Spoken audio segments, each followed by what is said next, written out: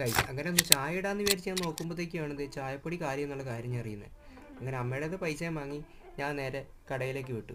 അവിടെ നിന്ന് സ്ഥിരം വാങ്ങുന്ന ചായപ്പൊടിയാണ് ഞാൻ ഇന്നും വാങ്ങിയത്. അങ്ങനെ ചായപ്പൊടി നേരെ അമ്മയുടെ കയ്യിലേക്ക് ഏൽപ്പിച്ചു.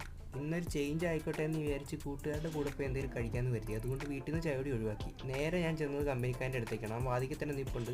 അകത്ത് കയറിയപ്പോഴെങ്കിൽ അവൻ്റെ ഒടുക്കത്തെ ബോഡി ഷോയും സ്റ്റീൽ ബോഡിയാണ് കേട്ടോ, എല്ലൊക്കെ തള്ളിയിരിപ്പുണ്ട്. അങ്ങനെ ഞങ്ങൾ എൻ്റെ ഒരു അവിടെ നിന്ന് ഇറങ്ങി അടുത്ത ആൾ വിളിക്കാൻ വേണ്ടി പോവാണ്.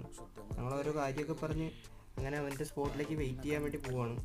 അങ്ങനെ ഇവിടെ ഞങ്ങൾ രണ്ടുപേരും അവന് വേണ്ടി വെയിറ്റ് ചെയ്യണം. അവൻ വന്നിട്ട് വേണം ഞങ്ങൾക്ക് അടുത്ത സ്പോട്ടിലേക്ക് പോകാൻ വേണ്ടിയിട്ട്. അങ്ങനെ അവൻ്റെ വന്നിട്ടുണ്ട്. ഞങ്ങൾ 3 പേരും കൂടി നേരെ കടയിലേക്ക് വിട്ടു. ഒരു സ്പെഷ്യലായിട്ടൊന്ന് 3 കോൾഡ് ബൂസ്റ്റും കുടിച്ച് ഞങ്ങൾ നേരെ വിട്ടതൊരു മൊബൈൽ റിപ്പയർ ഷോപ്പിലേക്കാണ്. ഒരു ഫോൺ അവിടെ ശരിയാക്കും കൊടുത്തിട്ടുണ്ടായിരുന്നു.